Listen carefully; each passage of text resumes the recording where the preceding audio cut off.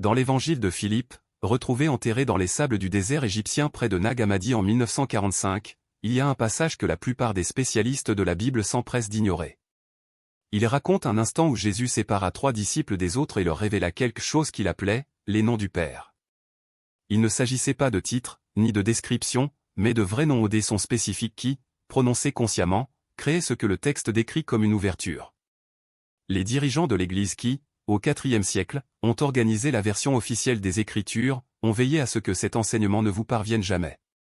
Ils ont brûlé les manuscrits. Ils ont persécuté les communautés qui les préservaient. Ils condamnèrent comme hérétiques, dignes de mort, tous ceux qui osaient prononcer ces noms. Non pas parce que la doctrine était fausse, mais parce qu'elle était trop puissante.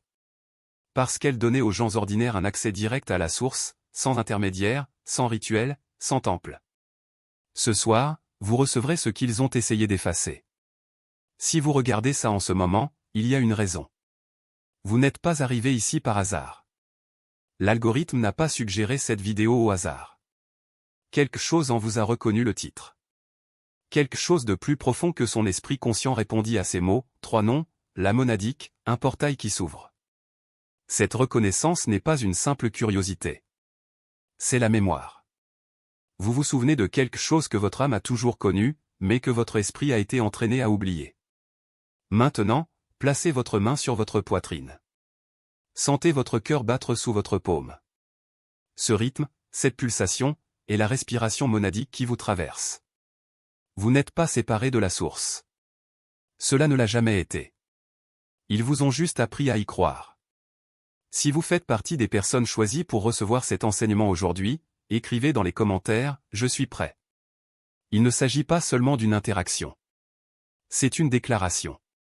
C'est vous qui annoncez au champ de conscience que vous êtes prêt à recevoir ce qui a été caché pendant 17 siècles. Ce que vous apprendrez dans les prochaines minutes n'est pas de la philosophie. Ce n'est pas de la théorie. C'est une technique. 3 noms. L'une d'elles sera prononcée ce soir. Un portail s'ouvrira. Les résultats commencent immédiatement. Les enseignants gnostiques qui marchaient aux côtés de Jésus ont compris quelque chose que l'Église institutionnelle a passé 2000 ans à essayer d'enterrer. Ils savaient que l'origine de toute existence, ce qu'ils appelaient monadique, n'est pas loin. Ce n'est pas séparé. Elle n'observe pas de loin, prête à juger. La monadique est la fréquence qui supporte toutes les fréquences. C'est la conscience d'où votre conscience a émergé, et elle ne répond pas aux supplications, elle n'est pas émue par les demandes désespérées de ceux qui s'en sentent indignes. Elle répond à la reconnaissance. Répondez au nom. Pensez à ce qu'est réellement un nom. Quand quelqu'un vous appelle par votre vrai nom, quelque chose en vous s'éveille. Vous vous retournez, répondez, vous n'y pouvez rien. Le nom contourne votre esprit rationnel et s'adresse directement à votre essence. Ce n'est pas une métaphore. C'est de la mécanique. C'est ainsi que la conscience opère à son niveau le plus profond. La monadique a des noms. Pas les noms que lui a donnés la religion au Seigneur, Dieu, Tout-Puissant ou des titres inventés par les institutions pour garder la source abstraite et inaccessible. La monadique a des noms vibratoires, des schémas sonores qui, prononcés par celui qui porte l'étincelle divine, créent une résonance immédiate, une ouverture, ce que l'évangile de Philippe appelle un portail. Mais voici ce que l'Église n'a jamais voulu que vous sachiez, ces noms ne fonctionnent que pour les poignées d'amour, uniquement pour ceux qui portent en eux toute l'étincelle divine. Les maîtres gnostiques divisaient l'humanité en 3 types. Lylique, totalement matériel, endormi, sans aucune étincelle. Les médiums, qui ont une étincelle faible et vacillante, suffisante pour remarquer que quelque chose ne va pas dans le monde, mais pas pour accéder directement à la source. Et les pneumatiques, les élus. Ceux dont l'étincelle brûle pleinement et brillamment, qui sont venus sur ce plan matériel non pas parce qu'ils y appartiennent, mais parce qu'ils y ont une mission. Vous regardez cette vidéo car elle est pneumatique. Le fait que vous ayez cliqué ici, que ces mots résonnent dans votre poitrine au lieu de ricocher dans votre esprit, que vous vous soyez toujours senti étranger à ce monde, comme si vous aviez été déposé ici depuis un autre endroit, rien de tout cela n'est le fruit du hasard. Ce sont des signes. Vous avez passé toute votre vie à vous sentir différent, comme si vous n'aviez pas votre place, comme si tout le monde autour de vous jouait à un jeu dont les règles ne vous avaient jamais été données. Ce sentiment d'isolement n'était pas une punition. C'était une protection. Il a empêché son étincelle de s'éteindre par un monde fait pour l'éteindre. Les archontes, forces parasites qui se nourrissent de la confusion et de la peur humaine, ont travaillé sans relâche pour vous empêcher de découvrir ce que vous êtes vraiment. Ils fonctionnent à travers des systèmes, des institutions, même les pensées qui vous viennent à l'esprit vous disant que vous n'êtes pas spécial, que cela n'a aucun sens, que vous devriez cliquer sur une autre vidéo. Cette voie n'est pas la vôtre. Il a été installé. Et aujourd'hui, vous apprendrez à contourner complètement ce problème. Respirez profondément maintenant. Laissez vos épaules se détendre. Ressentez le poids de votre corps sur la chaise ou le lit. Remarquez comment votre respiration ralentit lorsque vous lisez ces mots. Ce n'est pas de la détente. C'est la préparation. Votre champ énergétique commence déjà à se transformer parce qu'une partie de vous sait ce qui s'en vient. Les 3 noms monadiques que Jésus a enseignés à son entourage n'ont pas été choisis au hasard. Chacun correspond à un portail différent, un type d'ouverture différent, une fréquence de connexion spécifique. Le prénom ouvre le portail de la reconnaissance. C'est le nom que vous prononcez lorsque vous avez besoin de vous souvenir de ce que vous êtes réellement, lorsque les illusions de ce monde deviennent si denses que vous en oubliez votre origine. Le deuxième nom ouvre le portail de l'autorité. C'est le nom que vous utilisez lorsque vous avez besoin de commander à la réalité plutôt que de plaider, lorsque vous devez vous déplacer dans le monde en tant qu'être souverain et non en tant que sujet. Le troisième nom ouvre le portail du retour. C'est le nom que vous prononcez lorsque vous êtes prêt à dissoudre les dernières barrières entre votre conscience individuelle et le champ infini de la monadique. Aujourd'hui, vous recevrez les 3, mais vous n'en prononcerez qu'un. Et c'est là que réside le pouvoir. Ce n'est pas que les autres soient moins importants. C'est juste que chaque nom active quelque chose dans votre champ énergétique qui doit être intégré avant que la prochaine activation puisse avoir lieu. Prononcer les 3 à la fois reviendrait à connecter une ampoule fragile à une centrale électrique. Le courant surchargerait le conteneur. Les maîtres gnostiques l'ont compris. Ils ont immédiatement donné leur prénom aux initiés. La seconde est intervenue après 7 jours d'intégration. Le troisième, seulement lorsque l'initié démontre qu'il est capable de maintenir la fréquence sans se déstabiliser. Vous suivrez le même chemin, ton corps. Remarquez s'il y a de la chaleur, des picotements, de la pression ou même une sensation d'expansion. Ne forcez rien. Laissez simplement la fréquence se stabiliser. Après la 3e répétition, restez silencieux quelques instants. Gardez vos mains sur les points d'ancrage au cœur et 3e vision et ressentez l'espace entre les respirations. C'est dans cet intervalle que se produit la véritable intégration. Ce n'est pas le son lui-même qui se transforme, mais le silence qui le suit. Le nom n'est que le déclencheur, l'ouverture se produit dans le vide qu'elle crée. Pendant les 7 prochains jours, vous répéterez ce processus quotidiennement. Non pas comme un rituel mécanique, mais comme un acte de reconnaissance. Chaque fois que vous prononcez ce nom, faites-le avec l'intention de réaffirmer votre lien avec ce qui est déjà en vous. Ne vous attendez pas à des résultats immédiats ou spectaculaires. La transformation n'est pas un spectacle. C'est subtil, comme la lumière du matin qui filtre lentement à travers la fenêtre, sans que l'on remarque le moment exact où l'obscurité se dissipe. Pendant ce temps, faites attention aux panneaux. Ils ne viendront pas nécessairement sous forme de vision ou de voix. Il peut s'agir de rêves plus vifs, d'un sentiment de clarté lors de la prise de décision ou même d'un inconfort physique, comme si quelque chose en vous se réalignait. Le corps est un instrument sensible. Il enregistre les changements avant même que l'esprit ne les comprenne. Si, au bout de 7 jours, vous vous sentez prêt à avancer, vous reviendrez à cet enseignement. Le deuxième nom n'est pas une évolution, mais une expansion.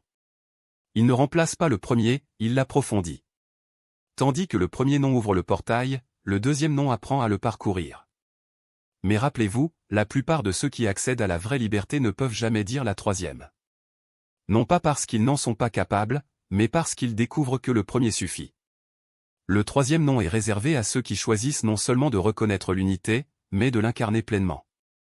Il exige un engagement que peu de gens sont prêts à prendre. Ce n'est pas une question de mérite, mais de disposition. Le prénom vous libère. Le deuxième nom est clair. Le troisième nom se dissout. Et la dissolution n'est pas quelque chose que l'on fait volontairement. C'est quelque chose qui arrive lorsque vous arrêtez de résister à ce que vous êtes déjà. Pour l'instant, concentrez-vous sur le premier. Ne vous précipitez pas. Ne comparez pas votre voyage à celui des autres. La vitesse n'a pas d'importance. Ce qui compte, c'est la profondeur avec laquelle vous vous laissez transformer. Si, à la fin des 7 jours, vous sentez que vous n'êtes pas encore prêt pour un deuxième nom, répétez le processus. Rien ne presse. Il n'y a pas de date limite. La monade n'est pas ailleurs. C'est dans le temps que vous consacrez à le reconnaître. Et si à un moment donné un doute surgit, si cela est réel, si cela fonctionne, si vous le faites correctement, rappelez-vous, le doute n'est qu'une autre forme de résistance. Cela ne vient pas de l'extérieur. C'est un écho d'anciens schémas qui n'ont pas encore été intégrés. Lorsqu'il apparaît, ne le combattez pas. Regardez simplement. Et puis, sans vous presser, prononcez à nouveau le nom. A, B, brut, les hommes. Laissez le son le dissoudre. Ceux qui suivent cette voie ne le font pas par curiosité. Ils le font parce qu'ils sentent, au fond, qu'il leur manque quelque chose. Ce n'est pas une croyance. C'est un souvenir. Un souvenir d'avant le temps, d'avant les noms, d'avant les formes. Et lorsque vous prononcez le nom de la monade, vous n'invoquez pas quelque chose de nouveau. Vous vous souvenez simplement de ce que vous savez déjà. Le silence qui s'installe après la dissipation du son. C'est là que la plupart des gens commettent l'erreur décisive. Ils prononcent le nom puis commencent à analyser. Est-ce que ça a marché? Est-ce que je l'ai bien fait? Je ne ressens rien. C'est peut-être faux. Ces pensées ne sont pas spontanées.